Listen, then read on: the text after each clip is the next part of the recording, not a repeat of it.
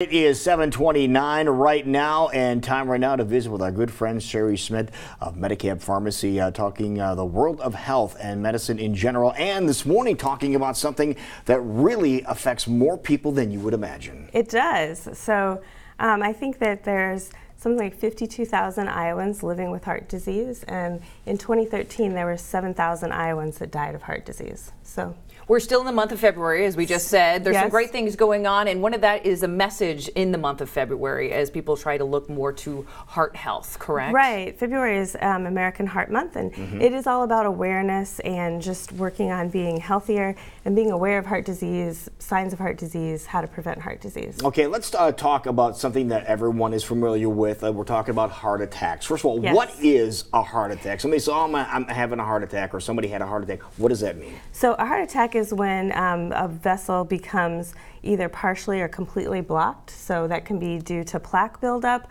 or it can be due to a clot bursting, lots of different things. But then that becomes blocked and blood flow cannot flow to parts of the body. So whereas a stroke is when it specifically happens in the brain. So a heart attack is a vessel somewhere in the body. And I think you just saw the graphic that every 40 seconds someone in the United States has a heart attack. Wow. So is that number, the age number, going down at all? I feel, or maybe I'm just getting older, but I feel like I'm hearing people more in their 40s. This is becoming very commonplace. As you said, seconds are happening, and this is happening across the country. It is. I think you're right. I don't know if I have any statistics, but it does seem like it is happening at younger ages, and people are dealing with heart disease younger as well. Now, obviously, when something like this is happening, when you're first realizing something is going on, you talk about seconds. Seconds matter in getting assistance. Seconds do matter. As soon as you realize someone is having a heart attack, access to an AED, starting CPR, calling 911, those are very important, because the sooner you have access to help, the better your chances are of surviving a heart attack.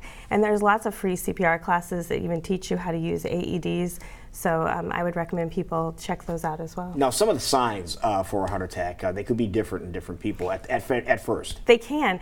So, you know, you hear in the movies like people clutch their chest and go down that they've had a heart attack. Right. That can happen, but it can also be pain in the jaw, the arm, and for women, a lot of women have heart attack symptoms without any chest pressure at all. So they will complain of indigestion. A lot of women just think that they're just not feeling well, they ate something, they're nauseated, so that they attribute it to heartburn instead of actually a heart attack. That's exactly what my mom was describing before she encountered hers. That's very true. So women especially, you know the signs and symptoms. So.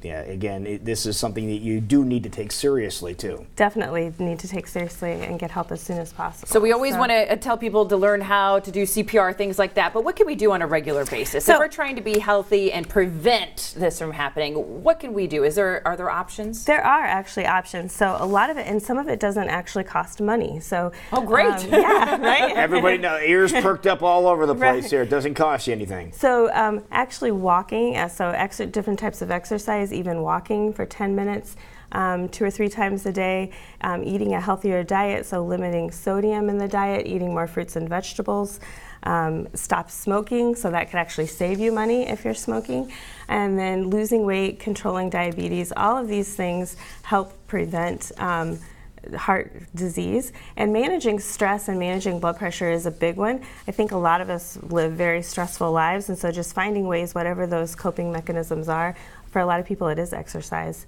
can help manage the stress and manage your blood pressure as well. Yeah, we try to do that on a weekly basis here, at the same time just trying to reduce your stress levels, because that really does play an important factor. It does. It definitely plays an important factor. Well, let's go back to blood pressure, because you've discussed this with us before, knowing our numbers. What does that mean, and how often, depending our ages, should we be checking those numbers? So really everyone should have their blood pressure checked at their yearly checkup. If you're 40 or older, they may ask you to check it more often if your blood pressure is high. And those numbers kind of fluctuate, so I would ask you to talk to your physician, but they did say 140/90. They've now maybe lowered it to 130/80. Okay. So talk to your physician and know what that number there is staggering. If you look at that, talking about high blood pressure, you said nearly half of the population.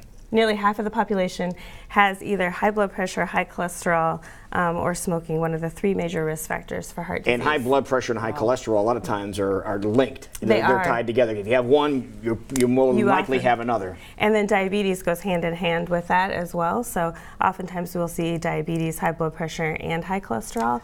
Very difficult to treat one without treating all 3 of those. And being able to take steps to control your high blood pressure or high cholesterol levels really is a matter of making sure you stay on top of it with your physician. Making sure you stay on top with your physician, having checkups frequently, knowing what your blood pressure and cholesterol are, taking the medications if they're prescribed. A lot of times we see people take those for a little while. They don't really feel like they're doing anything. That's true. They stop taking them. So it's really important to stay adherent to those. And then to talk to your pharmacist or your doctor if you're having maybe side effects from them, because we can help you with that. So. And the thing about this is you do have these medications you can take to help control this, but there are also some other things you can do. And you were great enough to include some numbers that are associated with some of these things you can do, and basically the numbers that are associated with it that you can help reduce your blood pressure. Yeah, the small changes. So there's very small changes that can make a big difference in your blood pressure. So I think we have a graphic up there on it. So for every 22 pounds of weight you lose, which is quite a bit, it's 5 to 20, but eating a DASH diet, so that's just simply limiting sodium. We as Americans tend to eat a lot of sodium in our diet. So reducing sodium and eating more fruits and vegetables, that can be 8 to 14 millimeters on your blood pressure. So that's quite a difference. If you think your blood pressure as points, that you have points, right. Look at the losing weight. We're just round the numbers off here. We're saying lose 20 pounds, and it could be as much as 20 points. Mm-hmm. That's a heck of a difference. That's Jackie. a big difference. Absolutely. Yeah. And just like I said, the walking and the exercise, all of those things can. So if you're borderline, if your blood pressure is maybe just bordering on a little bit high, you might be able to prevent or delay medications by just making a few simple lifestyle changes. And as you pointed out before, not costing anything. On a beautiful day like we're going to have today, go out for a walk during the noon hour when you're eating lunch or preparing dinner. Use less salt, things like that. Basic, simple things we can all do to make sure we're staying heart healthy. Definitely. Reducing the saturated fats in our diet, trying to get a little lean meats once in a while, whole grains, those all make a big difference. And that's one of the things that we really enjoy about Medicap Pharmacy too. Not only are you guys chock full of information like this, the things you can do, some common sense things you can do to make a big difference. There are so many different Medicap Pharmacy locations now. You can find them just about anywhere. We do. We have several locations now, and actually in the month of February, which we would still do it now in the month of March as well, we're doing some free risk screenings. So if you're 40 or over and you know what your recent labs were, you can come in, we can plug some numbers into a computer and tell you your 10-year risk for heart disease. Oh, really? And that's completely free. So stop on in to one of these locations and our pharmacist would be happy to help you.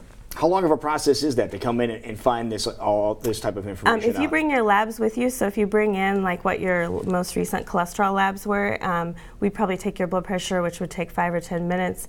It might take 10 minutes, 15 minutes tops. So, okay. Now, the only thing we would need to physically do is a blood pressure. Okay, so in order to get the information that you guys are looking for to help get that risk assessment, what would you need to do with your doctor? Would you need to request items from them, or? A lot of people have access to their records online, so you can go into your MyChart, whatever that is, and just pull down your most recent labs, or just request to get a copy of your most recent labs to bring in with you. That is great. And I'm glad you brought up blood pressure. If you're wanting to know what that is today, maybe you're wanting to keep an eye on those numbers, you can stop at any Medicap pharmacy. And as you've always said, create that relationship with your pharmacist so you guys can kind of stay in check on your health. But one way of doing that is the blood pressure, or just kind of discussing your lifestyle and maybe giving them some suggestions. Yep, definitely. We're there for more than just medication. So we're happy to talk to you and answer your questions and just give some free advice. So. See, how about this? A lot of people are going to be getting some exercise today, getting a walk or taking a bike ride. How about taking a walk or a bike ride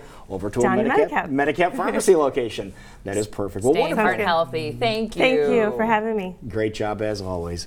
It is 7:39 right now, and we will be right back. MedicapPharmacy.com for more information about what we talked to and anything else you might have questions about. This is CWI Live.